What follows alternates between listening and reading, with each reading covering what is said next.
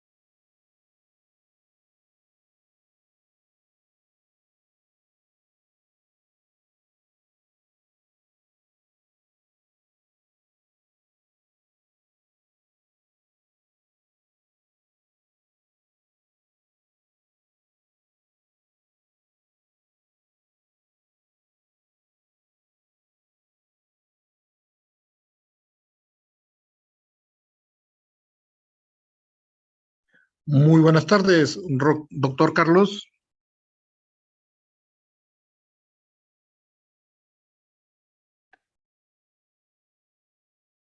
Doctor Carlos, buenas tardes. Hola, sí, buenas tardes, doctor. Se le escucha con eco, doctor. Deben haber dos equipos aperturados. Voy a cerrar mi celular y solamente dejo la laptop. Ya. ¿Me da 2 minutos, por favor, doctor, para poder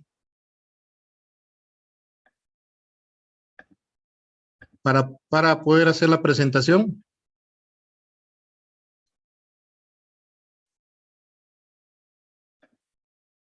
Muy buenas tardes con todos los participantes. Los invitamos a completar el link de asistencia, el mismo que se encuentra en el chat del Zoom. Agradecerles por el seguimiento a nuestros participantes en el día a día con los diferentes temas de telecapacitación y tele-IEC programados para este año 2022.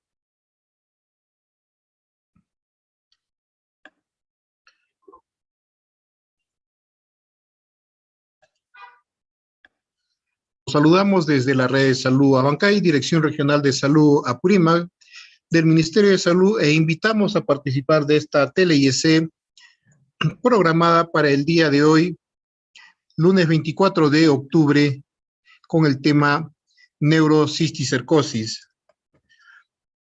Esta tele-IEC es información y educación con temas de salud dirigida a la población en general, a cargo del R5 Neurocirugía, el doctor Carlos Alberto Hoyos Rimarachín, del Instituto Nacional de Ciencias Neurológicas, invitado por la Red de Salud Abancay, Dirección Regional de Salud Apurímac, del Ministerio de Salud. Muy buenas tardes, doctor.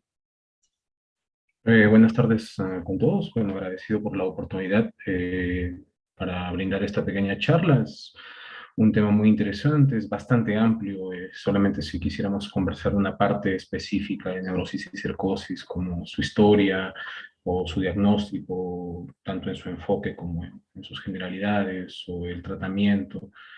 También dependiendo del enfoque que se le quiere dar, dadas las diferentes fases de intervención que podemos tener como personales de salud, con intervención primaria, secundaria, terciaria o cuaternaria, pues va a haber un sinnúmero de cosas por tratar y demoraríamos un montón, pero vamos a dar un alcance general, un resumen de todo el tema neurosis y cercosis, y pues esperando que les sirva y si es que quieren que se refuerce algún tema en especial, pues se lo podría hacer incluso más adelante con alguna otra charla, ¿no? Bueno, disculpen por algunos inconvenientes técnicos que ha habido, pero ya estamos acá. No sé si ya desean que se inicie. Doctor, si lo pusiese en pantalla completa, en el momento que usted desea podemos iniciar. Creo que ya está.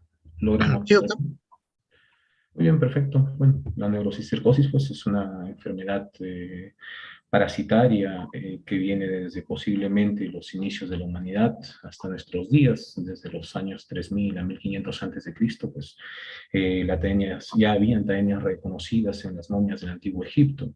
Entre los años 600 a 500 antes de Cristo, la Biblia hebrea, mucho antes de la Biblia que nosotros conocemos, pues ya condenó el consumo de carne de cerdo y su prohibición actualmente en el Corán, lo cual pues condiciona ciertas circunstancias para que a pesar de la pobreza que puedan tener los países del Medio Oriente, pues no tengan este tipo de parasitosis, ¿no?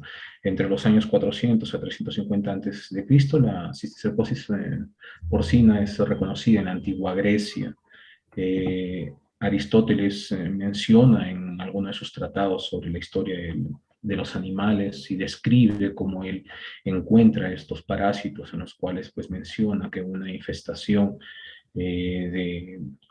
por estos parásitos en los animales se encontraban, si es que había poca infestación, encontraban una carne magra o dura o con músculos, mientras que aquellas que tenían una infestación muy grande, pues esta carne era fofa, era muy gelatinosa. Bueno, más adelante, en 1550, Paranoli y Rumiel mencionaron la infestación del sistema nervioso central. En 1789, Fischer describía la tenia ya. En 1862, Grisenberg analiza una casuística de 86 enfermos y establece una relación, es quien ya relaciona de manera directa la cisticercosis cerebral y la epilepsia, ¿no? Recordemos que la epilepsia es una de las consecuencias de las infestaciones por cisticercosis en aquellas personas o en aquellos pacientes de aparición tardía, llámese aquellos que las epilepsias aparecen por encima de los 20 años de edad. Senker define las cisticercosis racemosas en 1882, conocidas en nuestro medio muchas veces como las neurocisticercosis cancerosas y o racemosas, como menciona él, ¿no? También. En 1885, Kuchenmeister describe el cisticerco en la forma larvaria de Taenia solium. En 1900, en Alemania, se inicia la lucha efectiva contra la enfermedad. Ellos tenían una prevalencia aproximadamente de un 2% en su población en los inicios de 1900, mientras que solamente con el control de la calidad de carne porcina apta para consumo, disminuyen estos índices a menos de 0.1%. Y pues actualmente en Europa esta enfermedad pues es casi desconocida y solamente pues se ven aquellos migrantes que van zonas en donde esta enfermedad es endémica, ¿no? Europa en general. A pesar de que por ahí existen algunos brotes en algunas poblaciones pequeñas, usualmente se les asocia con los migrantes.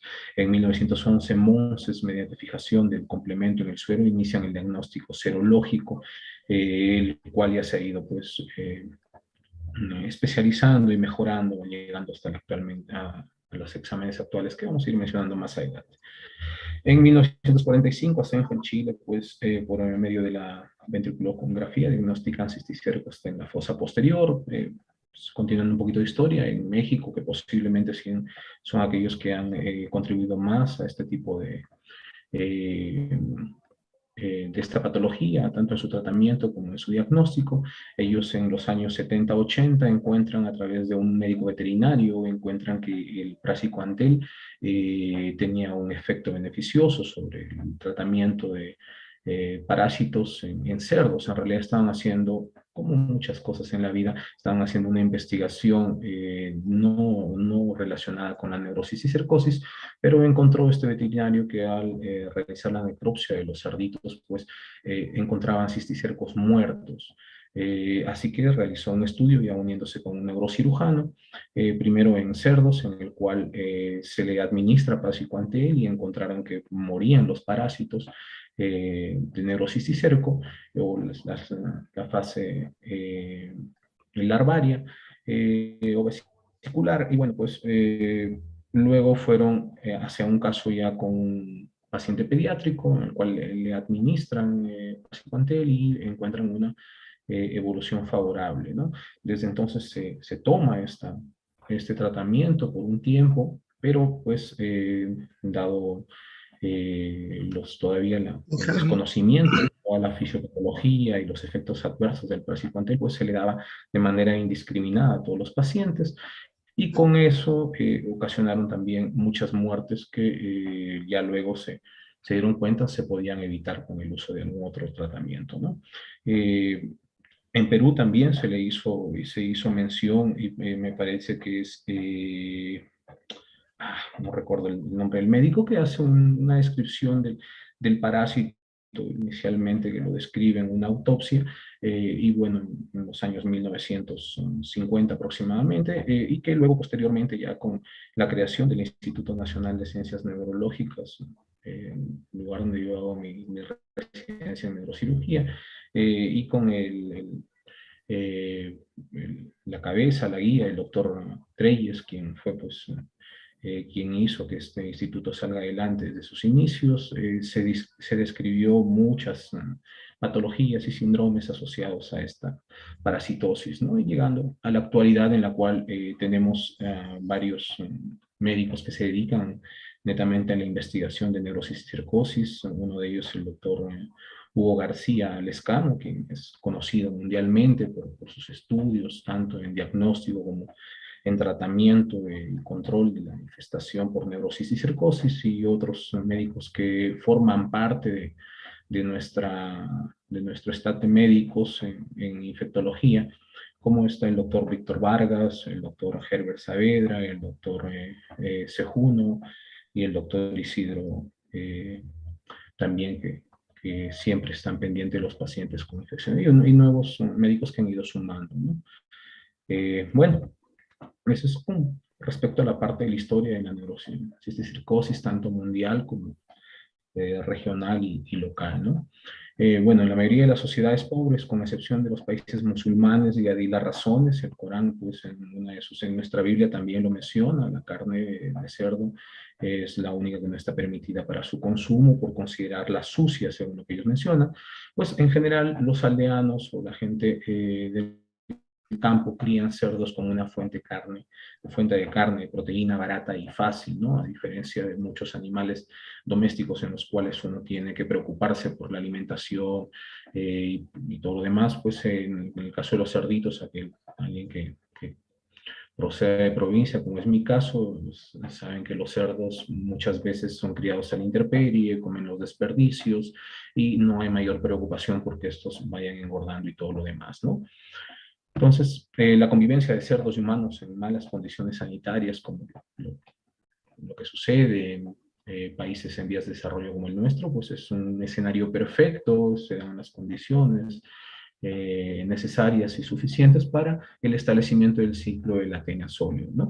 Que lo vamos a ver más adelante, ¿no? Entonces, la larva de tenia solium pueden invadir el sistema nervioso humano causando neurosis y cercosis, ¿no? A diferencia de las otras tenias, como la tenia saginata, que simplemente terminan en una parasitosis intestinal y ahí termina el ciclo. Si esto sucediera con la tenia solium, pues sería excelente, ¿no? Pero lastimosamente estas de acá pueden infestar de otra manera. Bueno, como datos epidemiológicos, la cisticercosis afecta principalmente a la salud, así como también al sustento de las comunidades rurales, porque el tener a un campesino, alguien de la comunidad infestado con una parasitosis y una neurocisticercosis, pues es obvio que conlleva un atraso, un gasto económico, y encima este paciente o esta persona que normalmente está en una edad económicamente activa, pues va a dejar de producir, ¿no? En los países como África, Subsahara, Asia y América Latina, pues son los lugares predilectos para este tipo de infestaciones. En América Latina y el Caribe se estima que 14 millones de personas con neurocisticercosis y entre 450.000 y 1.350.000 de personas, 1.350.000 personas sufren de epilepsia debido a esta enfermedad. Vamos a dar unos datos más adelante con respecto a este tema. Otra de sus consecuencias son la reducción del valor del mercado del ganado porcino, ¿no? O sea, a diferencia del ganado vacuno, el cual pues, no tiene este tipo de estigmatismo, porque nosotros tenemos la gran mayoría, tiene la estigmatización de que uno va a ser neurocisticercosis porque consume carne de porcino. A tal punto que yo recuerdo perfectamente cuando estaba cursando mi internado hace unos años atrás, en un hospital nacional, bueno, hospital del departamento donde estudié, La Libertad. Recuerdo perfectamente donde la mamá de un paciente que tenía neurosis y cercosis, pues reclamaba a la nutricionista porque le había colocado un pedazo de embutido y le decía, no, mi hijo está prohibido de esto porque esto le va a hacer daño y el doctor me ha dicho que él no debe comer carne de cerdo y que no sé cuánto y no sé qué y todo lo demás, un poquito exaltada, y es comprensible porque si nosotros como personal de salud le damos ese mensaje, pues es obvio, ¿no? Ellos nos ven a nosotros como quienes hemos estudiado y conocemos todo esto y nos van a tomar nuestra palabra como ley. Pues en realidad el ciclo de la teniasis, de la cisticercosis, pues no tiene que ver mucho con el cerdo en sí, no es el gran culpable, ¿no?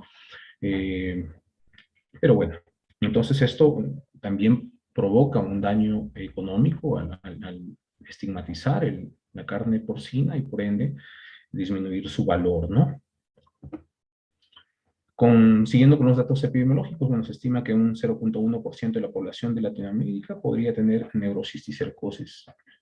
Y es mucho menos frecuente en niños, es bastante infrecuente, a tal punto que, a diferencia de al encontrar una neurocisticercosis en un adulto y realizar el estudio epidemiológico en donde se busca pues, los alimentos contaminados, en el caso del niño normalmente se busca una fuente cercana, usualmente pues los padres o los hermanos o alguien que tenga la parasitosis, ¿no? Es bastante raro acá, como dice, aproximadamente el 5% de pacientes con cisticercosis tienen una teniasis intestinal. Es poco frecuente, es raro, es infrecuente, como queramos decirlo, que uno mismo se autoinfecte, que significa que yo tenga la teniasis intestinal y que yo, a través de la mala manipulación de mis excretas o heces, pues me contamine y tenga luego una neurosis y cercosis. Es muy raro. Lo usual es que sea por alimentos contaminados y que yo no haya tenido o no tenga la teniasis intestinal. Ahí haciendo un acápite, hay que tener en cuenta, estoy seguro que el doctor Hugo García debe tener algún trabajo de investigación en progreso con respecto a que a lo mejor el tener las teniasis intestinales provoca un mecanismo de defensa en el cual si es que yo consumo los alimentos contaminados, pues estos sean eliminados justamente porque mi organismo puede defenderse de este. Y quizá por eso es que solamente un 5% de pacientes tienen las dos patologías, neurosis y circosis y teniasis intestinal. Bueno, se considera que el periodo entre la ingesta de huevos y la presencia de cisticercos es aproximadamente entre 2 a 3 meses, pero la sintomatología, que es diferente, ¿sí?, a esto, puede durar años el inicio de sintomatología, décadas incluso, e incluso hay ocasiones en las cuales pasa desapercibida la infestación y de pronto pues es un hallazgo incidental el encontrar ya secuelas de la neurosis y circosis, lo vamos a ver más adelante también con las imágenes, siendo ya calcificaciones eh, específicas en el encéfalo que no le dan mayor problema al paciente. En México, Guatemala, Perú, Ecuador y Bolivia se ha estudiado la prueba de inmunoblot en poblaciones rurales con positividad de entre 4.9 y 34%, lo cual indica alta prevalencia de anticuerpos en estas poblaciones.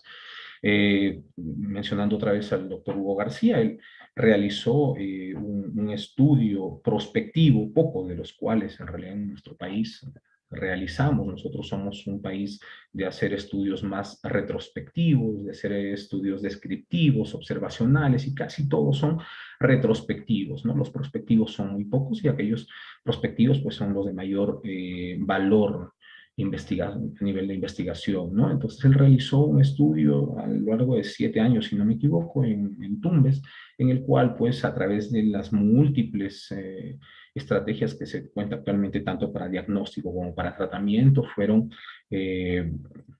involucradas en este estudio y pues lograron disminuir la tasa de incidencia, prevalencia, contagio y todo lo demás. Bueno, lastimosamente, pues como todo pasa, como siempre pasa esto, pues los involucrados a veces ven la posibilidad de acceder a cargos más grandes, más de escritorio muchas veces, y pues ya no se puede continuar al parecer con ese estudio, ¿no?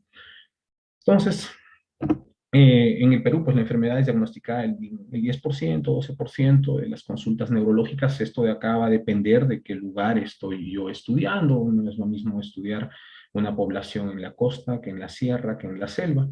Y bueno, en general, ¿no? Hay algunos en los cuales se ha encontrado incluso mayor prevalencia, como lo había sido en Tumbes antes del inicio de este estudio que había mencionado.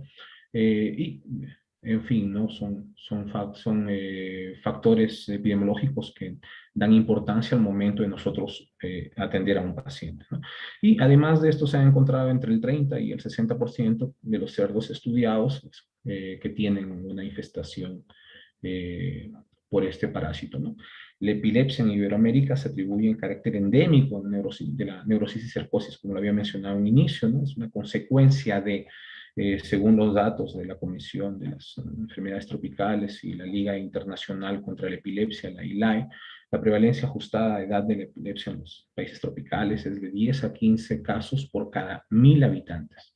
Y se debe gran parte de estos a la neurosis y cercosis, llegando en promedio a ser el 30% de los casos, hasta 50 e incluso 60%, dependiendo de la población que estudiamos, a consecuencia de la neurosis y cercosis. Entonces, paciente que viene por una epilepsia de inicio tardío, por encima de 20 años, llámese pues hay una gran sospecha de que puede ser por neurosis y cercosis, ¿no? Y hay que tener en cuenta otra cosa, que esta enfermedad provoca 50.000 muertes cada año en promedio, que si bien es cierto han ido disminuyendo por el incremento de efectividad de algunos tratamientos, diagnósticos más oportunos, tratamientos quirúrgicos también innovadores, no ha disminuido en una gran medida esta mortalidad. Los factores de riesgo asociados, el medio ambiente, habíamos mencionado las condiciones inadecuadas de saneamiento ambiental, exposición a la tenia solum, la residencia o presencia de zonas endémicas y viajes frecuentes a estas zonas. Los estilos de vida, con el alto consumo de carne de cerdo, ojo, carne de cerdo mal cocida o maltratada, sí, malos hábitos de consumo de carne de cerdo, convivencia y crianza de cerdos artesanalmente, consumo de alimentos que no son expuestos a altas temperaturas, llámese cocción, ¿sí? Y aguas contaminadas, consumo de aguas contaminadas. Bueno, el ciclo biológico, la Taenia solium, pues como podemos ver ahí, tiene tres fases, ¿no? El huevo, que es la figura A, donde podemos ver acá las características de un huevo de Taenia solium. Luego tenemos la fase larvaria o vesicular, que podemos ver acá también. Estas han sido extirpadas posiblemente de un espécimen porcino para estudio. Y luego la figura C y la figura D, que podemos ver acá. Esto es una larva, pero bueno, su ecólex, tanto en la C como en la D. El ecólex viene a ser la cabeza, digámoslo así, del parásito, de la larva ya, del parásito en sí, que tiene unas ventosas, unos dientes, con los cuales se suele adherir al intestino para que esta de acá no sea expulsada, ¿no? Con los movimientos propios del peristaltismo. Esta de acá puede crecer fácilmente dentro del intestino hasta alcanzar diámetros tan exagerados como 5 metros. Estos son formados por pequeñas, digamos así, porciones cuadrangulares, rectangulares, llamadas proglótidas, ¿no? En las cuales, conforme va creciendo el parásito, como podemos ver acá, las proglótidas más viejas o con mayor tiempo se van alejando de la cabeza desde el escólex, ¿no? El escólex es muy pequeña, se podría decir que es de la cabecita de un alfiler, mientras que el resto del cuerpo, formada principalmente por proglótidas, pues pueden llegar hasta, disculpen, podrían llegar hasta medir 4 ¿ah? 5 metros, ¿no? Conforme estos proglótidas van alejándose, como mencioné, del escólex, se van madurando y en su interior, recordemos que los parásitos, este tipo de parásitos son hermafroditas y tienen las condiciones necesarias para que sigan ellos fecundándose o autofecundándose a través de sus órganos masculinos y femeninos. Y bueno, llegan a tener un ecólex que esté grávido, llegan a tener entre 30.000 a 50.000 huevitos de Taenia solium. Estos de acá, al salir, al desprenderse del parásito y salir a través de las heces hacia el exterior, pues eclosionan y quedan aptas para el consumo nuevamente por el intermediario, que viene a ser el cerdo, y en algunas ocasiones como un intermediario accidental en el ser humano. Entonces, ¿el cerdo es culpable? Lo dejo ahí como que con un interrogante, ¿no? Porque si bien es cierto, el cerdo está inmerso en el ciclo de vida de este parásito, la manipulación inadecuada, la falta de higiene, la salubridad y todos los temas que tienen que ver con un desarrollo deficiente, socioeconómico, sociocultural, está en realidad involucrado en la infección por este parásito, ¿no? Bueno, ahí vemos las vesículas o larvas de los cisticercos, ¿no? Los cuales pueden tener entre 1 centímetro hasta 5 centímetros. Ojo, ¿no? Haciendo una cápite, no se habla de infección de Taenia solium o de cisticercos. Su definición es infestación. La diferencia entre infección e infestación tiene que ver con el microorganismo que invade al organismo que va a provocar daño, ¿sí? En ambos hay invasión. La diferencia está en el tipo de organismo que invade. En el caso de la infección, normalmente estamos hablando de seres microscópicos, bacterias, hongos, virus, y se encarga más de ver este tema los microbiólogos. Mientras que en el caso de las infestaciones, esta invasión del organismo está dado por organismos macroscópicos. Y en este caso, pues normalmente quienes se encargan de estudiar son los parasitólogos, ¿no? Bueno, haciendo ese capítulo y continuando con el tema, acá podemos ver estos vesículas que pueden llegar, como los menciono, a medir desde 1 centímetro hasta 4 centímetros. Con respecto al ciclo de vida, ¿qué fue primero? ¿El huevo? ¿La gallina? Igual acá, ¿no?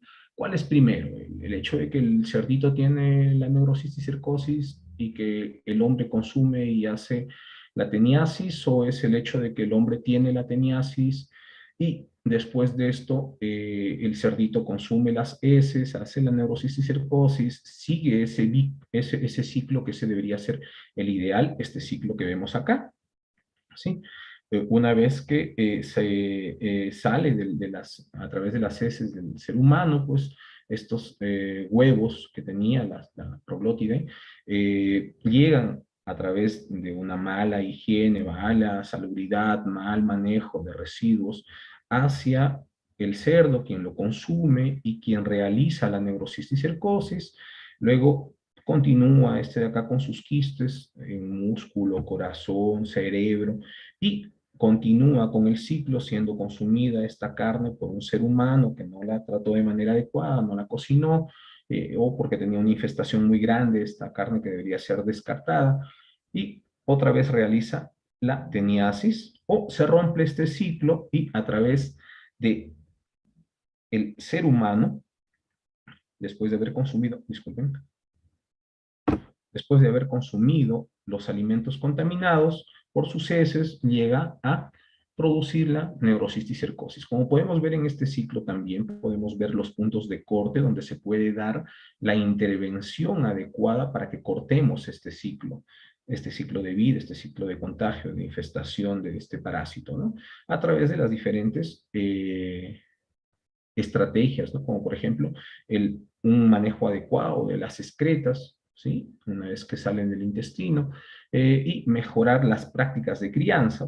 Pero ¿qué sucede? Muchas veces nosotros vemos reportajes en los cuales, pues en nuestro país, estas excretas que terminan en el basurero son utilizadas como zonas de criadero para ganado porcino, o incluso, ¿no? O sea, en cuanto sale de la basura, hay gente que se encuentra recolectando esta basura y lo lleva a zonas de criadero de cerdos, ¿no? Los cerdos tienen una predisposición o una predilección por la coprofagia, debido a que ellos nacen con una disminución de la hemoglobina, así que ellos tienen esa coprofagia como parte de su instinto. Entonces, una vez que tenemos acá la infestación en el cerdo y él está con neurocisticercosis, tenemos todavía opciones, ¿no? Una de ellas es con tratamientos de fármacos antiparasitarios que van a disminuir o matar toda la totalidad de los parásitos, o también a través de la vacuna porcina. De ahí tenemos también otra fuente de intervención, que sería el estudio de esta carne una vez que el cerdo es certificado, ¿no? Lo que hicieron en Alemania, no sé si recuerdan en la introducción, en los años 1900, ellos comenzaron solamente a determinar qué carne era apta para el consumo y qué carne no era apta para el consumo humano. Con eso de ahí lograron disminuir de un 2% de prevalencia a menos de 0,1% de prevalencia en poco tiempo.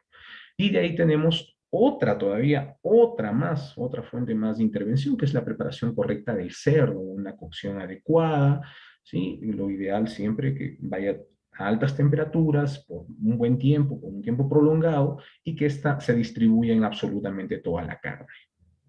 Entonces, si no hemos roto ese ciclo de ahí, todavía tenemos más zonas donde podemos intervenir. Por ejemplo, después, una vez que el paciente tiene tenia, el tratamiento de la tenia saginata, disculpen, ¿no? Entonces, tenemos ahorita la forma de tratar a la tenia solium y saginata una vez que está en el intestino del ser humano. Entonces, dando ese tratamiento, también cortamos el ciclo para que se dé la neurocisticercosis. Posiblemente la estrategia del gobierno, el MINSA, en el cual actualmente se dan tratamiento antiparasitario, sea una de los enfoques que tienen con respecto a la neurocisticercosis. Desconozco, disculpen, todos somos ignorantes, todos en algún tema diferente. Desconozco totalmente el objetivo de ese tratamiento antiparasitario que se está dando ya de manera reiterativa, con algo más de aceptación por parte de la población. Lo que he leído en sus propagandas, en sus anuncios publicitarios, que tiene que ver con la disminución de los parásitos que provocan pues anemia y temas de desnutrición. Pero yo creo que si podemos acá intervenir de manera adecuada, con un tratamiento óptimo, porque el tratamiento no es con una dosis única. La tenia solo no desaparece con el tratamiento único, sino normalmente desaparece o tiene mejor efecto terapéutico cuando se dan 3 dosis continuas, ¿no? Y esta se repite en el periodo de tiempo, en 1 mes a 6 meses, dependiendo del protocolo que lean. Aparte de eso, tenemos todavía otra forma de intervenir, la higiene personal, ¿sí? Si yo tengo un lavado de manos adecuado, tengo un manejo adecuado de excretas, también tengo para intervenir. Y pues igual antes de consumir los alimentos, la higiene personal, doméstica y el tratamiento adecuado de los alimentos que no son expuestos a cocción, como verduras y frutas, también van a disminuir y vamos a cortar este ciclo de infestación. Por eso es que en Europa, como me había mencionado hace rato, pues dado que la salubridad ha ido incrementando durante las últimas décadas, para ellos es casi desconocida la neurocisticercosis, a excepción de la gente que va llevando la enfermedad de zonas endémicas, llámese países en vías de desarrollo como el nuestro, ¿no? En Latinoamérica, ojo, no es que todos los latinoamericanos conocemos la neurocisticercosis y es muy frecuente. En Cuba, si algo tenemos que darle méritos a Cuba en la salud, pues es la parte epidemiológica, ¿no? La prevención. Entonces ellos con el incremento de su salubridad y, en fin, los comportamientos adecuados de higiene han logrado disminuir su prevalencia de neurocisticercosis. Lo mismo pasa en Venezuela, lo mismo pasa en Argentina y en Uruguay y en Chile, que son los lugares donde se encuentran menos prevalencia, no totalmente desaparecido, pero menos prevalencia de neurocisticercosis. Entonces, ya habíamos mencionado todo este ciclo, a breve resumen, es el ciclo de la vida habitual. Los seres humanos portan la tenia adulta intestinal, que resulta pues, por la ingesta de carne de cerdo mal cocida con quistes, ¿no? La tenia es altamente infecciosa, debería ser acá, bueno, un solo segmento de proglótido, lo que habíamos mencionado, puede contener entre 30.000 a 50.000 huevos infecciosos. Y pueden, ojo, estas de acá, los huevos pueden vivir todavía por un periodo de tiempo en condiciones normales en la intemperie, ¿no? El cuadro clínico, bueno, el cuadro clínico de las neurocisticercosis es muy variado. Se le considera una enfermedad que mimetiza muchas otras. Por ende, pues uno tiene que tener en cuenta una vez que está en la consulta, no solamente el hecho de la sintomatología que tiene el paciente, sino de dónde viene este paciente, qué edad tiene el paciente, si es que ya le realicé algún estudio y le di tratamiento y estos de acá no han cursado con la evolución propia de esta enfermedad, pues sacarme de ese contexto de pensar solamente que es una epilepsia idiopática, como muchas veces catalogamos al paciente que viene con la primera crisis convulsiva, la cefalea, que casi siempre decimos, es una tensional, es una migraña, la hipertensión endocraniana de por sí, que podemos pensar por otras patologías, con signos de focalización, pensando en infartos, síndromes psíquicos, que muchas veces pensamos que simplemente es una enfermedad mental, los síndromes meningios, el compromiso, en fin, de pares craneales, las enfermedades medulares que son más raras con respecto como causa de la neurocisticercosis, y, en fin, el síndrome ectopiafático, cisticercos en músculo, el cual en realidad son hallazgos más incidentales que de diagnóstico propiamente dicho. Entonces, cuando nosotros tengamos un paciente con alguna alteración neurológica y que no cursa con una enfermedad común que estamos acostumbrados a ver, pues por ahí sospechar siempre en neurocisticercosis. Mucho más si esto de acá viene avalado con algunos criterios epidemiológicos. Vamos a ver de ahí. Existe un cuadro de todos los criterios mayores, menores y absolutos de diagnóstico de neurocisticercosis. Acá están los criterios absolutos, pues una histología del cisticerco en la biopsia cerebral o medular, eso nos da un criterio, pues obvio, no un criterio absoluto de neurocisticercosis, una tomografía o una resonancia con lesiones quísticas e imágenes de cólex en su interior, ojo, ¿no? Porque nosotros podemos ver muchas lesiones quísticas, nos pasa a veces en el instituto que vemos unas lesiones quísticas únicas, grandes, e incluso que nos parece que tuvieran un ecólex, pero ojo, ¿no? Sumar a estos criterios absolutos también algunos criterios más. Y muchas veces, pues, estos quistes no eran más que un quiste subaracnoideo común y corriente o alguna otra enfermedad quística, ¿no? No necesariamente todo es neurosis y cercosis también. La visualización directa de parásitos en el fondo de ojo, ¿no? Subretinianos, que por algo de estadística, me parece que en el Instituto Nacional de Oftalmología, o INO, llegan a haber en promedio 10 casos al año. En el caso de mi experiencia personal, yo no he logrado ver más que un solo caso de parasitosis ocular, y solamente fue por imágenes de un paciente que había traído las imágenes y que está siendo referido al INO, ya tenía la referencia al INO. Después no he tenido la suerte de haber visto un caso similar. De ahí tenemos, un instante,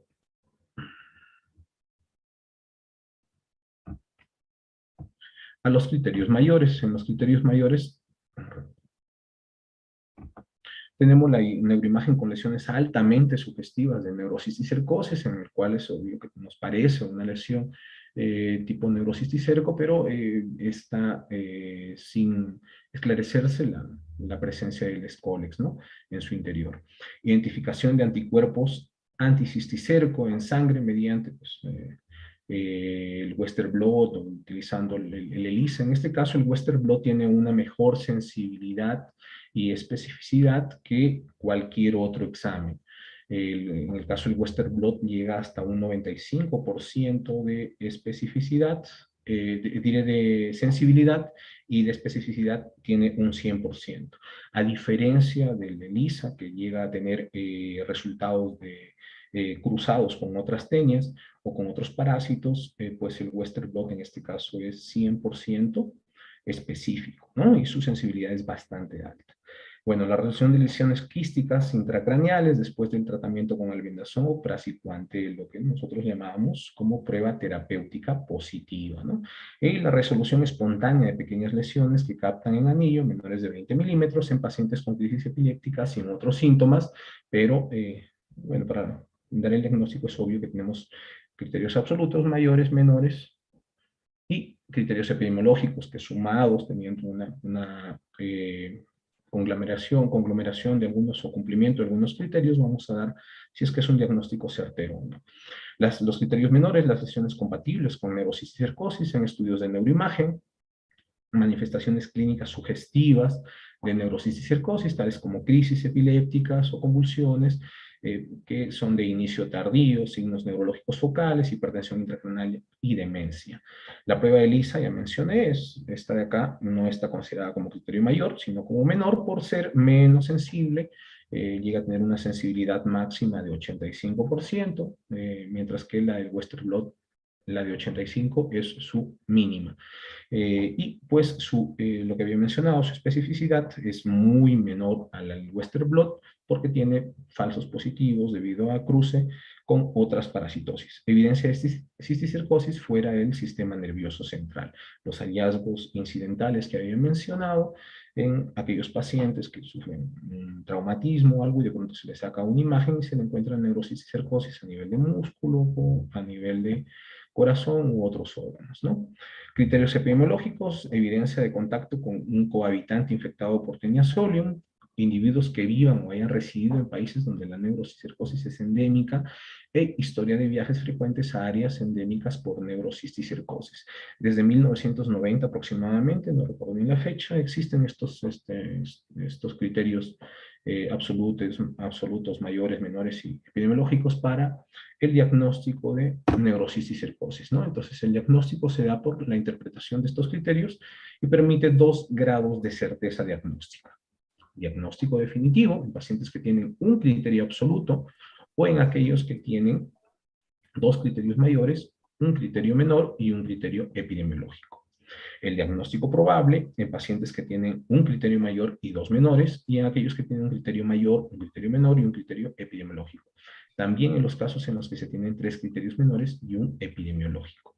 Entonces, es obvio, ¿no? Si yo he extirpado un quiste de NSC en un paciente que previamente fue estudiado, yo tengo la certeza, tengo el diagnóstico definitivo de que es una neurocisticercosis, ¿no? Entonces, un criterio absoluto es suficiente para el diagnóstico definitivo.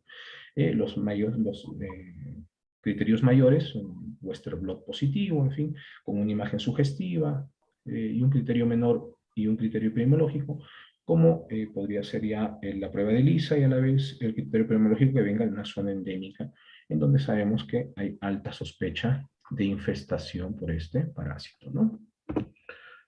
Los diagnósticos diferenciales, en realidad, pues todos en, en, en la, en las imágenes y en el momento de tener al paciente, pues se sospecha, siempre decimos muchas veces en la consulta o en las discusiones de casos, ¿no? La vieja confiable. Entonces, la vieja confiable, en el caso de neurocirugía, neurología, para este tipo de lesiones, siempre es tuberculosis para muchas patologías y neurocisticercosis para un número considerable también de patologías. Vemos ahí tumor primario cerebral, metástasis cerebral, malformaciones arteriovenosas, craneofaringiomas, adenomas, hidrocefalia obstructiva, carcinomatosis, vasculitis, tuberculoma, absceso cerebral, neurosífilis, toxoplasma, sarcoidosis, enfermedad de Lyme, encefalitis mediana y encefalitis viral.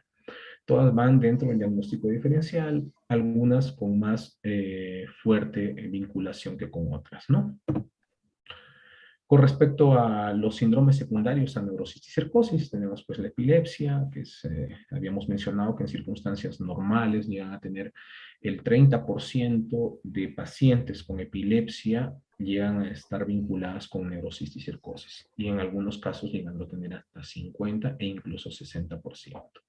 Las cefaleas, que no son características, que no tienen la característica propia de las cefaleas tensionales o migrañosas que normalmente nosotros catalogamos a el paciente que viene con esta cefalea, pues también hay que pensarlo dentro de la ubicación de un parásito probable en la zona parenquimal y extraparenquimal. La hipertensión endocraniana, igual, ¿no? Además de la cefalea, presentan náuseas, vómitos y acompañado del papiledema que se debería realizar en el estudio de fondo de ojo, lo cual muchas veces dentro de la práctica clínica no lo realizamos por desconocimiento, por falta de material, muchas veces por dejadez, ¿no? En este caso, pues las lesiones de NSC van a estar distribuidas en cualquier parte del cerebro, ¿no? Pero siempre con una infestación masiva o con quistes muy grandes, por eso que provocan la hipertensión endocraniana. El síndrome psíquico, ¿no? Muchas veces muchas veces pensamos que toda alteración mental es producto de un desorden nada más funcional y no pensamos que a veces está relacionado con algún trastorno estructural, una lesión, y muchas de estas lesiones son por neurocisticercosis, las cuales pueden estar ubicadas en muchas zonas y dependiendo de la zona donde se ubican, dan los trastornos psiquiátricos, ¿no? Como experiencia personal, en el instituto vemos muchos los pacientes frontalizados, aquellos que vienen o muy inhibidos, muy desinhibidos, o muy activos o muy inactivos, producto de las lesiones frontales que tienen, un síndrome meningio, en donde pues, se presenta con aracnoiditis, fibrosis, ya son infecciones crónicas de neurocisticercosis, compromisos de nervios craneales, oculomotores, ópticos, auditivo y facial, dependiendo de la ubicación también, como mencioné, de los quistes, ¿no? El síndrome octoquiasmático, con una neurocisticercosis aracnoidea basal e hidrocefalia, muchas veces también porque nuestro sistema de salud es muy deficiente, tenemos que admitirlo. La única forma de que nosotros mejoremos es admitiendo nuestros errores y nuestros defectos, pierden la visión estos pacientes y no por algo tan simple como quizá solucionar una hidrocefalia, ¿no? Las encefalitis cisticercósicas, las encefalitis son aquellas que tienen infestaciones masivas, gran cantidad de infestación. En algunos países, incluido el nuestro, tener más de 100 neurocisticercos en el encéfalo ya es sinónimo de que no vas a recibir tratamiento y estás condenado solamente a sintomáticos y pues esperar que el ciclo de vida del parásito acabe contigo. Es un término acuñado por México también en los años 70 o 80, en los cuales ellos describían estas infestaciones y pues se dieron cuenta que el tratamiento, ahí sale lo que les había mencionado del praziquantel, como tratamiento y protocolo generalizado a todas las infecciones, y pues encontraban que estos pacientes que tenían múltiples lesiones fallecían rápidamente. ¿Por qué? Porque pues estos parásitos, como cualquier ser viviente, al ser agredidos, en este caso los antiparasitarios eran sus agresores, pues tienden a realizar algún efecto, un mecanismo de defensa, se incrementaba el, el edema perilesional y esto ocasionaba síndrome de hipertensión endocraniana severa que mataba al paciente, a través de un síndrome encefalítico, o incluso podía entrar a crisis convulsivas refractarias que también terminaban matando al paciente. Cabe destacar acá un estudio del doctor Hugo García, en el cual ellos dan tratamiento antiparasitario, un praziquantel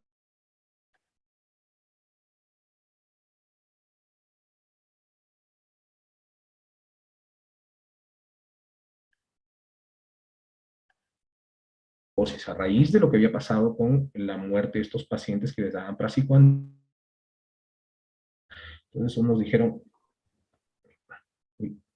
¿me están escuchando? Me sale que mi internet está algo... Sí, doctor. Ya, bueno. Entonces encontraron, ¿no? Muchos, una corriente que dijeron, ¿para qué vamos a dar tratamiento si el parásito, al fin y al cabo, muchas veces muere por causa de que el organismo lo encapsula y luego lo calcifica? Y ya está en vías de degeneración, ¿para qué darle tratamiento? Porque te vamos a ver las imágenes en la evolución del parásito intracerebral. Los que ya están en degeneración, pues son aquellos que tienen más edema y por ende más sintomatología. Y había otra corriente que decía, no, hay que matarlos. Entonces se hizo un estudio, el doctor Hugo García lo hizo en el Perú, en el cual le dio tratamiento y encontró, pues, ¿no?, que muchos de los pacientes que recibían tratamiento en las primeras semanas incrementaban su frecuencia de crisis epilépticas e incluso inicio de crisis porque no habían tenido antes. Mientras que aquellos que no recibían tratamiento no había crisis epilépticas normalmente, ¿no?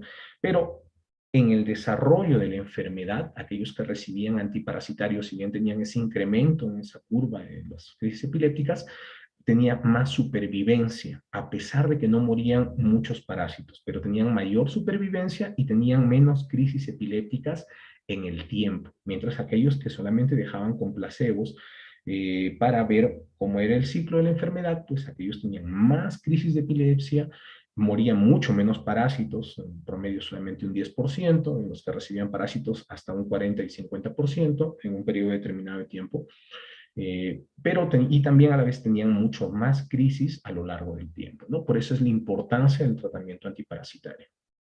Y bueno, los síndromes medulares son raros. He tenido la oportunidad de ver algunos casos, he tenido la oportunidad de extirpar también algunos quistes de neurosis y cercosis con la ayuda de mis asistentes, el doctor Luis Antonio Toledo, que es el jefe de neurocirugía actualmente, en el cual pues hemos extirpado y salían unas cantidades inmensas que nosotros en la imagen no lográbamos contabilizar, ¿no? Pero ya después de la extirpación, pues veíamos que era una cantidad inmensa de neurosis y cercos, y que muchas veces estos de acá nosotros pensamos ya sacamos todos, pero están tan aplastados que muchas veces pasan unas semanas y no es que han crecido, porque algo que mencionan casi todos los que se encargan de ver este tipo de patologías, no hay que apurarnos en dar tratamiento antiparasitario. Hay que estabilizar al paciente, hay que tratar sus síntomas, hay que ver cuál es el tratamiento más óptimo y después de eso intervenir, si es con cirugía o con algún otro procedimiento invasivo o si solamente con tratamiento farmacológico, con sintomáticos inicialmente y luego con corticoides y antiparasitarios. Entonces, muchas veces veíamos que al poco tiempo, después de haber extirpado los parásitos, un número similar al inicial otra vez estaban ahí. Decimos, pero es imposible que crezca tan rápido. Simplemente muchos de estos parásitos, estas vesículas, están tan aplastadas que no se evidencian, están fijadas a alguna estructura y no salen a pesar de las maniobras que realizamos y otra vez luego aparecen y crecen, ¿no? Bueno, Con respecto a la patología clínica, los estudios iniciales y generales, un hemograma, un perfil hepático, un perfil lipídico, el DRL, aglutinaciones que los realizamos muchas veces en el instituto a manera ya protocolar, exámenes parastológicos deseseriados, los cuales no son tan útiles para determinar o evidenciar las tenias, tanto la saginata como la solio y la asiática. En los estudios del LCR, como ya podemos ver, hemos mencionado hace rato también que no son tan específicos, pero que forman parte de los exámenes auxiliares generales que debemos realizar a un paciente, ¿no? Los exámenes imagenológicos, la radiografía de cráneo y partes blandas, como parte de la historia de la neurocisticercosis, antes se realizaban y he visto algunos maestros de los que les había mencionado, me parece que es el doctor Herbert Saavedra, él mostraba esas de ahí como datos anecdóticos cuando les tomaban radiografías y encontraban parásitos extra cerebrales, básicamente en los músculos, como si fueran unas comitas, se veían así, hiperdensas, pero ya se ha dejado de usar a manera de algo protocolar, algo continuo, ¿no? Queda como algo histórico. La tomografía, con contraste, en los estados europeos y en Norteamérica, pues esta de acá es el estudio basal para todos, pero no es el único. Para ello se debe complementar con una resonancia de encéfalo con contraste. En nuestro caso, en el instituto, muchas veces cuando ya tenemos la sospecha de neurocisticercosis, pues pedimos una resonancia de encéfalo con contraste en un protocolo especial que se llama FIESTA, que no es otra cosa que un protocolo con con una mejor visión de todas las lesiones, de toda la estructura anatómica, ¿no? En alta definición, nada más. Bueno, entonces lo ideal es tener estas dos imágenes, una tomografía y una resonancia magnética. La tomografía, porque nos va a permitir ver sí o sí las lesiones calcificadas, cosa que la resonancia magnética muchas veces la pasamos por alto porque son menos notorias. Ahora, ¿por qué es importante tener las dos? Porque muchas veces, hace tiempo antes se pensaba que los quistes ya calcificados no tenían mayor significancia clínica, ¿no? Estaba muerto, ¿para qué estudiarlo? Pero con el uso de la resonancia magnética se encontró que muchos de estos quistes, que al parecer estaban inofensivos, tienen un edema perilesional, el cual no tiene explicación, hasta ahora no tiene explicación. Por ahí escuchaba que algunos consideran que todavía hay anticuerpos ahí, antígenos atrapados, anticuerpos atrapados, y que por eso hay una reacción inflamatoria perilesional focal. Otros decían que no, pues todavía debe haber algo que está provocando este edema, pero no hay un consenso. Y aparte, pues la resonancia magnética, aparte que nos da una mejor imagen, una nitidez mucho mayor, una anatomía más exacta para ver dónde están las lesiones. Y por eso también es importante, pues nos permite planificar el tratamiento. No es lo mismo operar a un paciente que tiene un quiste en el parénquima, en una zona elocuente, y que pues no es de un gran tamaño, que encontrarlo con ese mismo quiste gigante en esa misma zona elocuente o en el ventrículo o en ganglios basales. No es lo mismo. Entonces, es muy importante las imágenes, es el punto más importante posiblemente del estudio de la neurocisticercosis para planear el tratamiento, sea quirúrgico o sea médico. El inmunoblot, el Western blot que les había mencionado, que es bastante sensible y específico, y otros exámenes complementarios como el ecocardiograma. Recordemos que también existen cisticercos en el corazón, la ecografía ocular, porque también existen casos, y en el caso de que le damos tratamiento parasitario a alguien que tiene neurocisticercosis ocular, lo vamos a dejar ciego de por vida. Y la fundoscopía directa o indirecta, como parte del estudio inicial también, que ya mencioné, muchas veces lo dejamos por falta de implementos, por desconocimiento de cómo se realiza el examen e incluso por dejadez propia de nosotros, el personal médico. Entonces, con respecto a la neurocisticercosis, netamente ya está la suracnoidea, intraparenquimatosa, intraventricular, espinal. Quizá ya me estoy prolongando mucho, discúlpenme si lo hago eso, voy a tratar de ser un poquito más rápido con esta exposición. Bueno, la subaracnoidea se localiza en los espacios subaracnoideos y meninges adyacentes, que representarían la localización más común de la neurocisticercosis y a la vez de peor pronóstico, sobre todo aquellas que se encuentran en los ganglios, en los espacios subaracnoideos basales, ¿sí? En donde se encuentran las estructuras cerebrales más lábiles y que controlan pues nuestro sistema respiratorio, en fin. La intraparenquimatosa, que aquella en la cual es la segunda forma más común de neurocercosis, y que si tenemos estas lesiones y son en poca, la infestación es en poca cantidad, tienen muy buen pronóstico después del tratamiento médico antiparasitario, muchas veces sin necesidad de intervención del neurocirujano. La intraventricular, que representa entre el 0.7, 1%, dicen algunos, hasta el 30, 50%, 30 a 40% en algunos estudios, siendo el cuarto ventrículo el sitio más común, según lo que menciona la literatura. Sin embargo, en nuestro caso, pues normalmente lo encontramos en los ventrículos laterales. El tratamiento en este caso, usualmente, inicialmente, es la neuroendoscopía. La neuroendoscopía es un tratamiento moderno, sencillo, poco invasivo, que no está exento de complicaciones, que no está exento de una capacitación previa por el personal médico y neurocirujano a realizar, pero que da grandes beneficios a estos pacientes. Se los extirpa con la mayor cautela, la gran cantidad que se pueda de estos parásitos, explorando pues lo mejor que se puede, y luego de eso se puede realizar una tercera ventriculostomía para otra vez recuperar el flujo natural o funcional del líquido cefalorraquídeo, y en algunos casos colocan un sistema de derivación ventrículo-peritoneal, una válvula que va a permitir combatir la hidrocefalia propia en este tipo de parasitosis. Y la neurocisticercosis espinal que había mencionado, que involucra el espacio subaracnoideo que rodea la médula espinal. Estas van muchas veces desde el espacio subaracnoideo en las zonas basales, en las cisternas basales, van hacia la médula espinal, ¿no?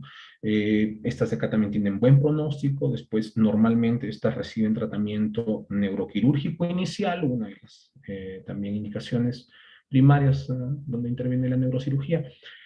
Se extirpa las lesiones y posteriormente tratamiento antiparasitario y control con imágenes de manera progresiva. Bueno, acá para ver imágenes nada más, un breve detalle. Acá podemos ver algunas quistes. En la imagen A es una tomografía. Vemos acá en el espacio unas fisuras parietales, vemos dos quistes en la región biparietal, ¿no?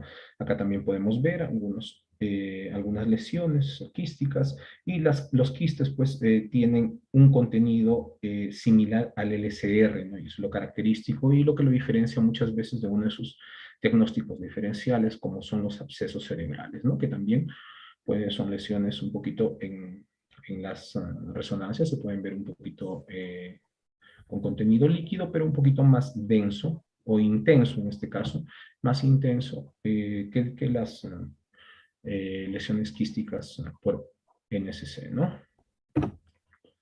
De aquí podemos ver las lesiones intraparenquimatosas, que son, que son un poquito más fáciles de identificar, como podemos ver en la imagen A, imagen B, imagen C, con respecto pues a unas lesiones puntuales en el cerebro, ¿no? Y sea con contraste o sea sin contraste, normalmente hay captación de contraste cuando ya hay una respuesta inmunitaria hacia el parásito y normalmente están en vías de degeneración.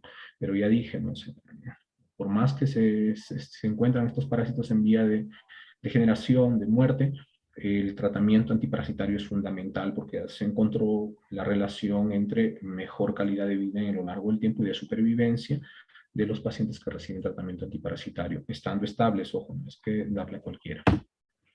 Los intraventriculares, como podemos ver ahí, en el tercer ventrículo, en los ventrículos laterales también podemos encontrar, y en fin, en el cuarto ventrículo, y los criterios espinales, donde podemos ver a nivel de la médula espinal también algunos quistes, ¿sí? Podemos ver acá. Recordemos siempre que dependiendo de la secuencia de la resonancia que estamos viendo, vamos a encontrar las imágenes hiperintensas, blanquitas, así como en la primera imagen. No tengo una oscura. Y la otra en T1, un poquito más hipointensas, oscuritas, con respecto a una similitud con el líquido cefalorraquídeo. Bueno, con respecto al el estadio evolutivo de la neurocisticercosis, bueno, tenemos el no quístico, es una invasión tisular por el cisticerco, foco localizado de edema, puede haber un realce nodular con contraste, y normalmente no se obtienen imágenes en este estadio. El vesicular, hay una mínima reacción inflamatoria, usualmente entre el no quístico y vesicular no existe sintomatología. Si hay un hallazgo, es un hallazgo incidental, el paciente no acude a consulta. La mínima reacción inflamatoria se evidencia el quiste con Scolex, el quiste hipointenso en T1, hiperintenso en T2, señal igual que el líquido cefalorraquídeo. El Scolex isointenso al parénquima en T1 y T2, hipointenso en T2, hiperintenso en FLAIR. El FLAIR es uno de los protocolos que se utiliza para ver básicamente edema. Entonces, en cambio, en aquellos que están vesículo coloidal, van en vías de degeneración, está el parásito ya está muriendo, hay una intensa reacción inflamatoria. Justamente el parásito está muriendo porque nuestro organismo ha activado sus mecanismos inmunológicos y está matando, asesinando a este parásito, ¿no? Entonces ese es donde normalmente se realiza o se ocasionan las sintomatologías, ¿no? Las crisis epilépticas, las cefaleas intensas, las encefalitis y todo lo demás que habíamos estado viendo, ¿no? Edema vasogénico rodeando al quiste, es un edema de mayor intensidad que en el vesicular. El quiste tiene una formación de cápsula hipointensa y hay un realce anular en contraste. Normalmente este realce no es en un anillo completo, donde pues normalmente se diferencia de los abscesos cerebrales, ¿no?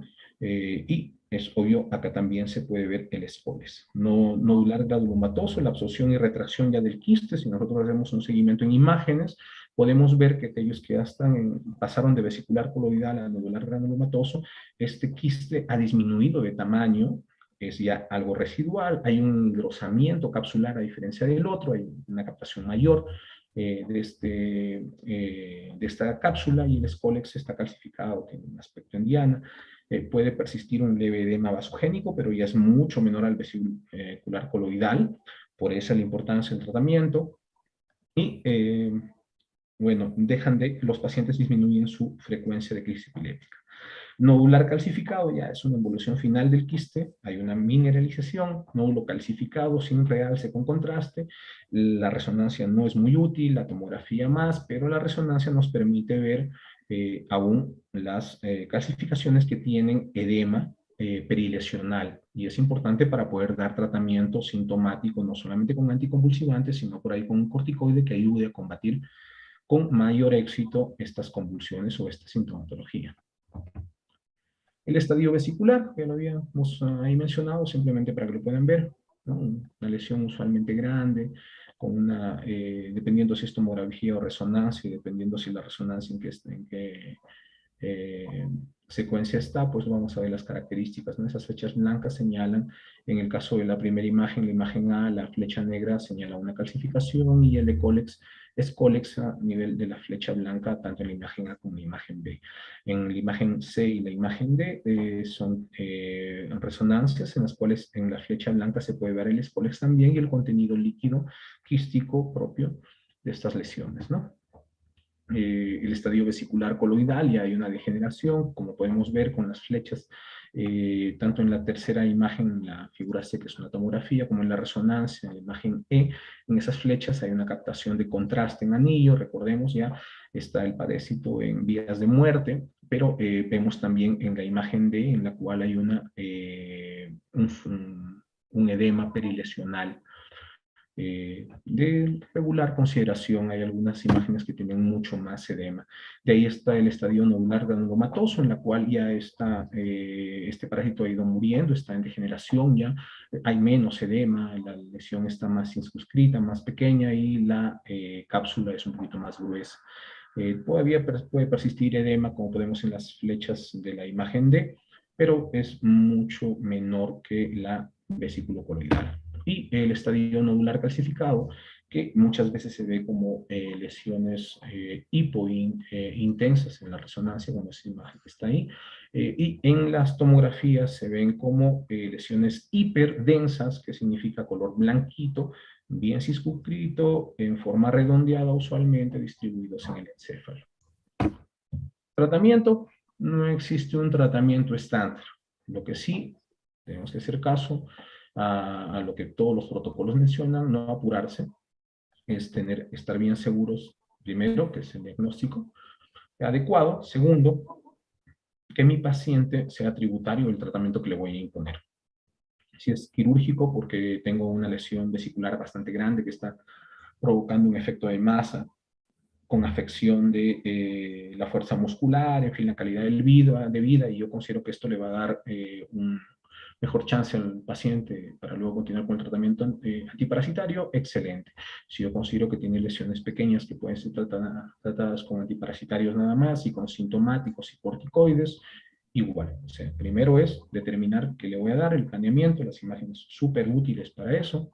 Ver también otras complicaciones de la neurocicercosis, como la hidrocefalia, que muchas veces, como ya les estaba mencionando, sea por la idiosincrasia de los pacientes, que no suelen venir a menos que estén muy mal a las consultas y dicen, no, pero doctor, solo me dolía mi cabecita, y de pronto llegan y tienen una ceguera irreversible. Entonces también ver esas otras consecuencias, ¿no?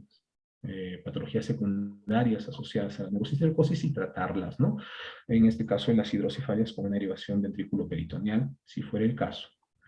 Y bueno, de ahí pues el tratamiento antiparasitario, hay una serie de combinaciones. En el Instituto de Ciencias Neurológicas tenemos un protocolo al cual les invito a poder revisarlo, está en la página web en acceso libre.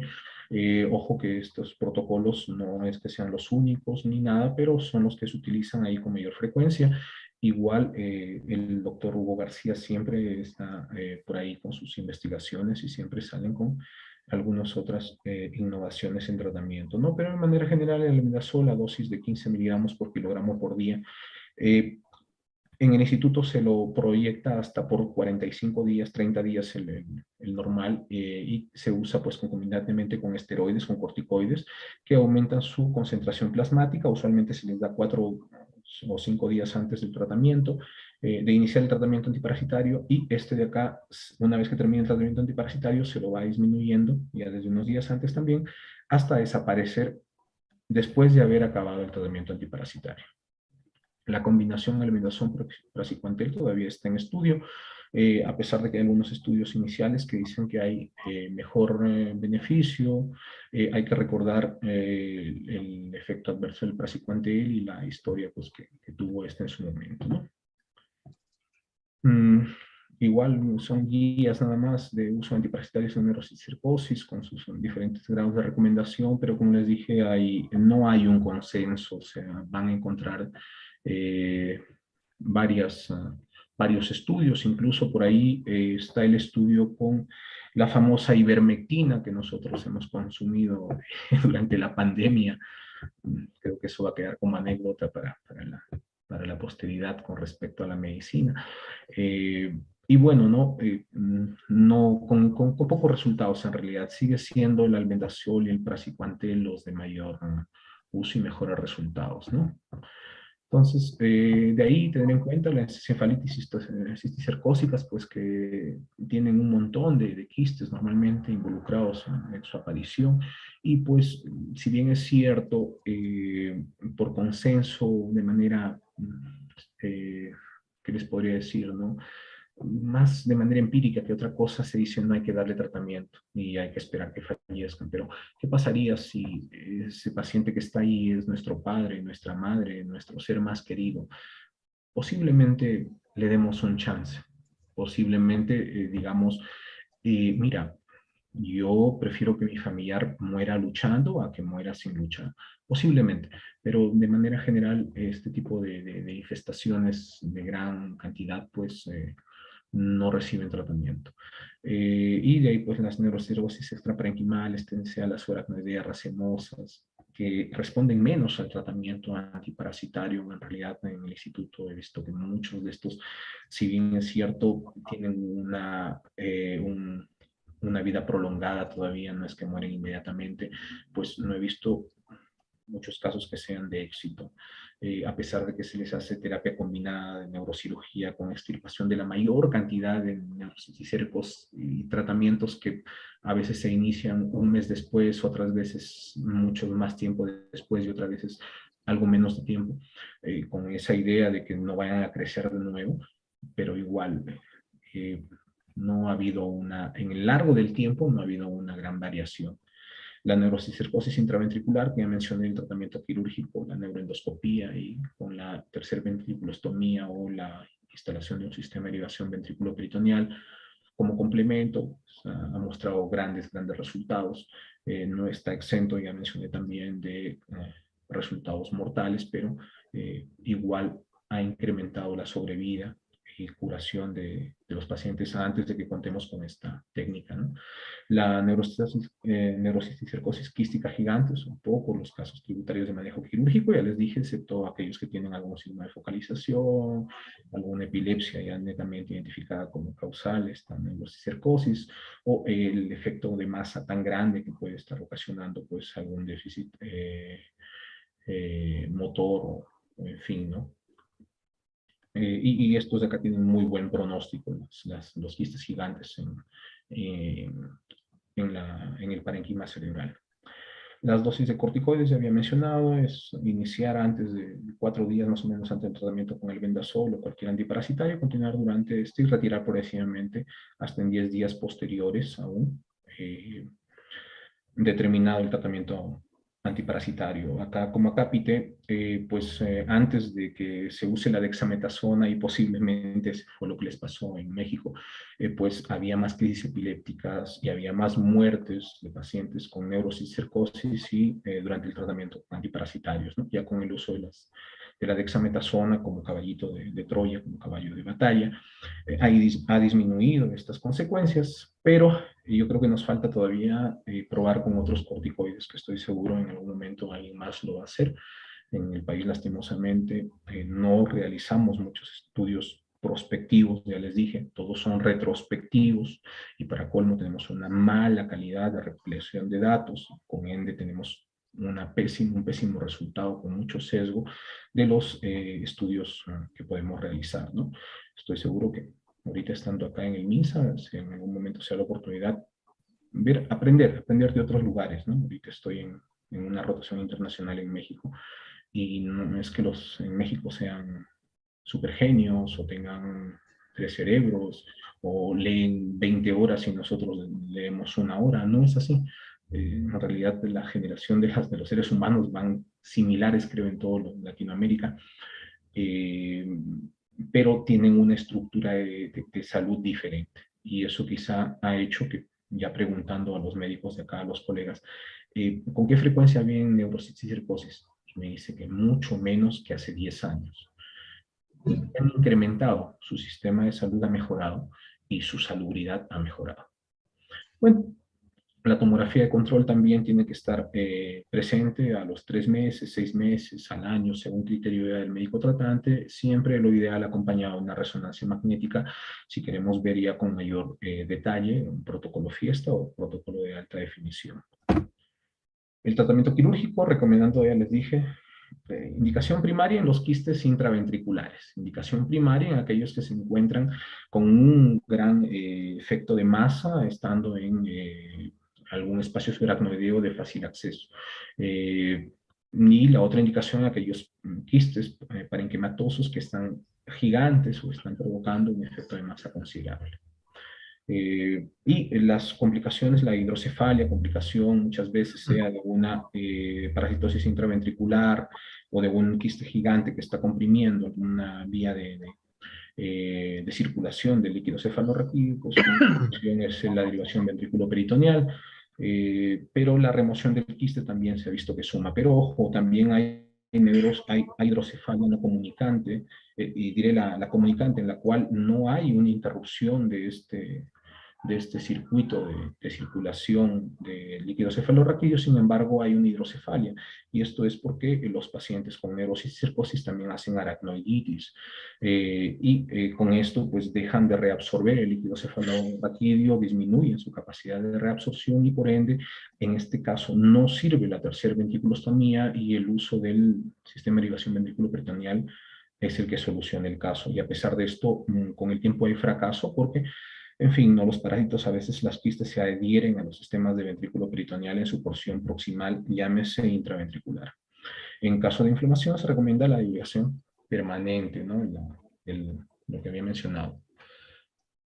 Y en la neurocisticercosis, otra de las infecciones o infestaciones en las cuales la recepción es de primer uso, ¿no? El pronóstico es muy variado, va a depender muchas veces de la cantidad de parásitos que hay, de la edad del paciente, de las comorbilidades, de si el paciente tiene algún tipo de sintomatología. No es lo mismo que llegue un paciente con una hemiparesia derecha más un síndrome de hipertensión endocraniana, a que venga un paciente que tiene solamente cefalea.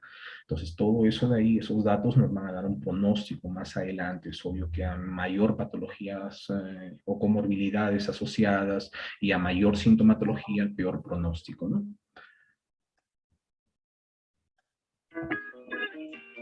Entonces, como conclusión, disculpen que me haya explayado tanto, la neurocisticercosis es un problema de salud público, es básicamente salubridad, creo yo, es un problema de países en vías de desarrollo como el nuestro, donde prácticamente pues, es endémica.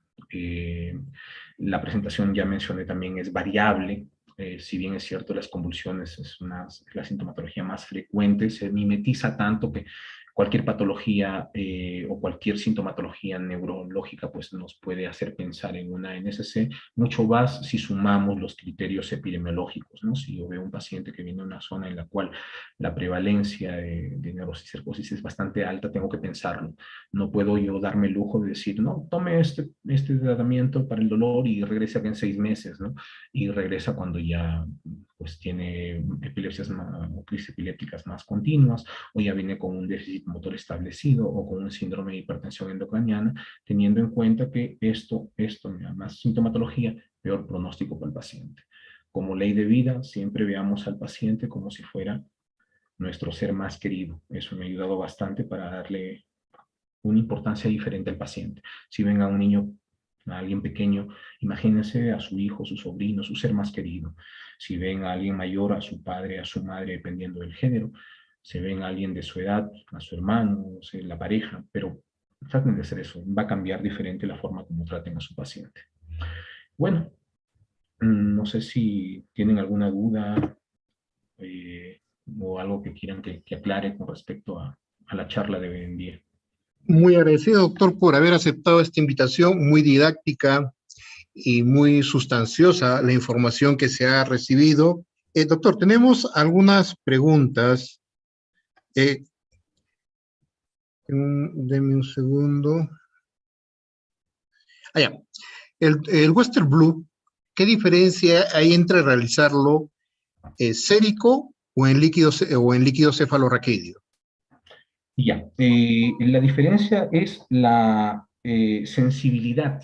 La sensibilidad es más alta en serológico que en líquido cefalorraquídeo. Se hizo en realidad esa comparación, no recuerdo si lo hizo el doctor Hugo García, no lo recuerdo, pero tiene mayor sensibilidad el sérico.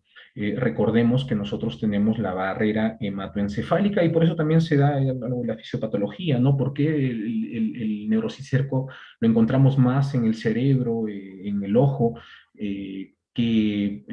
pues en el caso de los quistes hidatíricos, que son similares, ingresan, tienen casi el mismo ciclo de vida, y ingresan y llegan al pulmón, corazón, nada más, y hígado. O sea, ¿por qué al otro lo encontramos más en el sistema nervioso? La barrera hematoencefálica y la barrera hematoocular son las responsables de esto. Entonces, como el quiste es muy, muy pequeño al momento de ingresar al organismo, puede atravesar estas barreras. Para eso también hay otros estudios que están haciendo, incluso genéticos, porque no en todos atraviesan, y pues llegan al músculo, llegan a otras zonas, a otros órganos, pero mueren fácilmente en esta zona porque nuestro sistema inmunitario también llega fácilmente a estos órganos, pero también nuestro sistema inmunitario es difícil que atraviese estas membranas o estas barreras hematoencefálica y hematoocular. Entonces, por eso es más difícil encontrar también antígenos anticuerpos a nivel de LCR, porque es un superfiltrado lo que vemos ahí, y por ende su sensibilidad va a disminuir. Por eso esa es la diferencia.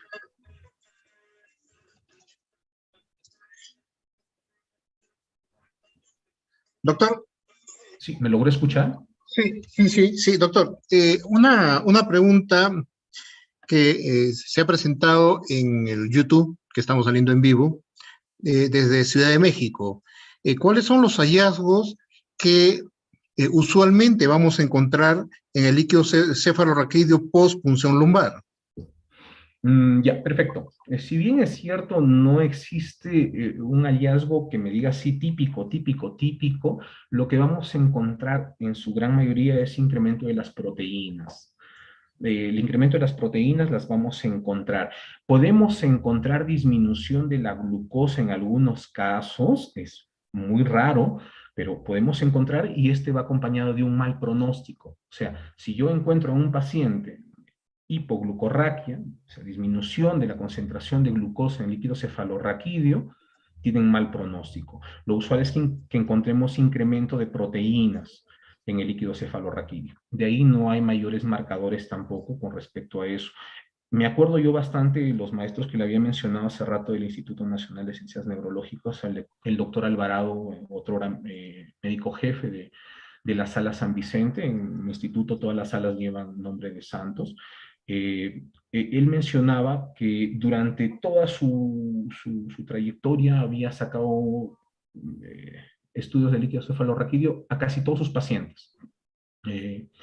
Y lo que había encontrado era incremento de proteínas y también por ahí podía encontrar incremento de, si no me equivoco, es sodio, si no me equivoco. Ahí no les sabría decir con exactitud porque no lo recuerdo con tanta nitidez, pero lo de proteínas estoy muy seguro. ¿Cuáles serían sus recomendaciones con respecto a la prevención para lo que es la neurocisticercosis? Disculpe, no le escuché bien. ¿Cuáles son sus recomendaciones finales para la mejora de lo que es el manejo de neurocisticercosis en cuanto a lo que es el manejo y la prevención de esta patología? Entonces, nosotros siempre ahí tenemos que hablar las 4 tipos de intervenciones que podemos tener como personal de salud, ¿no? Tenemos la prevención o la intervención primaria, la prevención primaria en la cual tenemos que, básicamente primaria y secundaria, las demás son para recuperación, ¿no?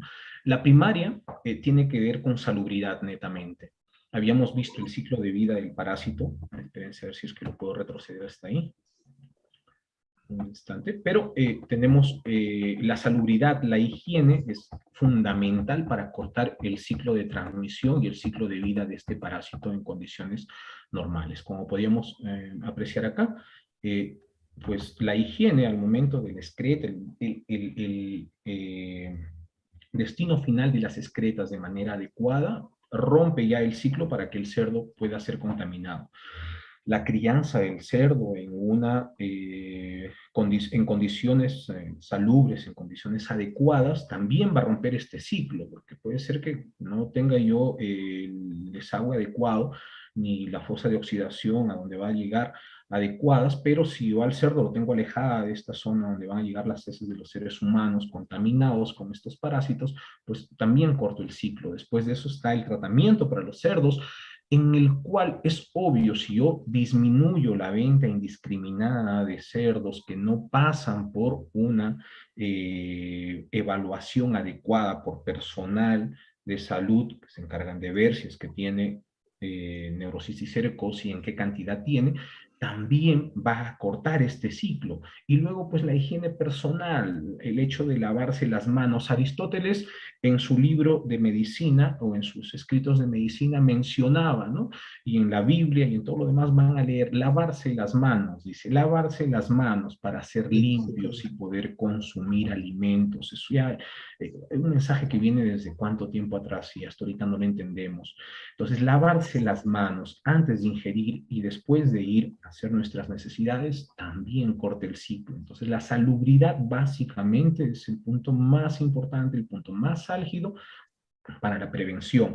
De ahí para tratamiento, ya mencioné, siempre, siempre, en toda patología, el diagnóstico oportuno, temprano, da mejor pronóstico de tratamiento y de curación. Igualito es acá. Entonces, si nosotros retardamos el tratamiento, el diagnóstico, porque decimos, no, es que no debe ser una cefalea tensional, no es migraña, y no le pedimos el examen adecuado, que es una imagen inicial, y lo ideal, ya mencioné, son dos imágenes, la tomografía y la resonancia. Entonces, estamos retrasando el diagnóstico oportuno y por ende el tratamiento adecuado, y por ende vamos a disminuir el pronóstico en este paciente. Así que son los dos puntos más importantes, creo yo. Doctor, tenga el agradecimiento del director general de Telesalud, Referencias y Urgencias, el doctor Guillermo Huatuco Goyantes, el director ejecutivo de la Dirección de Telemedicina de la Dirección General de Telesalud, Referencias y Urgencias, el doctor Felipe Peralta Quispe, la directora ejecutiva de Infosalud, la magíster Edith Betsabe Pariona Valer, el decano del Consejo Regional 22 Apurímac del Colegio Médico del Perú, el doctor José Luis Osoria Ticona, el director general de la Dirección Regional de Salud Apurímac, el doctor Renan Ramos Morón, y la directora de la red de Salud Abancay, la magíster Janet Indira Pichiva Bernales, y de todo el equipo de Infosalud que hace posible el que podamos llegar día a día con los diferentes temas de telecapacitación y tele-IEC, y agradecerle una vez más el haber aceptado la participación para poder realizar este tema de tanta importancia. No, agradecerles infinitamente por la oportunidad que me están brindando para poder participar y pues por ahí dar un granito de arena. Siempre yo creo que la información es el arma más importante en la lucha contra tanto las enfermedades como para cualquier daño personal y social que pueda haber, ¿no? Así que yo creo que este tipo de charlas son muy importantes, no solamente para el personal de salud involucrado, sino también para el público en general. Así que 1000 veces agradecido con ustedes por esta oportunidad, esperando que si en algo más puedo contribuir, pues quedo a su servicio. Y justamente, doctor, vamos a estar coordinados por interno para la programación de los meses de noviembre y diciembre.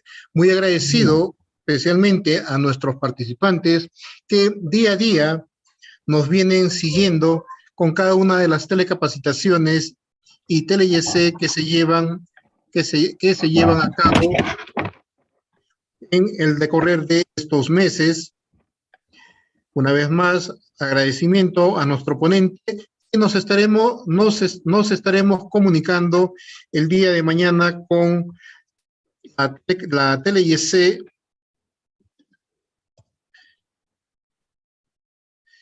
fisioterapia del piso pélvico, se llevará a cabo a las 5 de la tarde con este mismo enlace en el mismo canal de YouTube y el mismo canal del canal el Zoom del Ministerio de Salud.